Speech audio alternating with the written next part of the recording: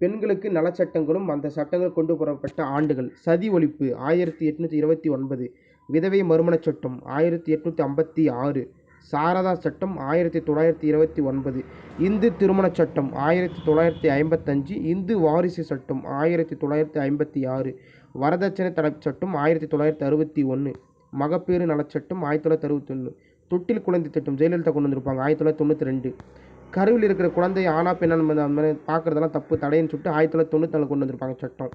பெண்களை கேலி செய்தல், அதாவது ஈவ்டீசிங் பண்ணுறது வந்து 1997 படி தப்பு அது. பெண்களை தவறாக சித்தரிக்கிறது, அதாவது மார்பிங் பண்ணுறது 1999. குடும்ப வன்முறை, அதாவது வீட்டில் வந்து வன்கொடுமை பண்ணுறது 2005.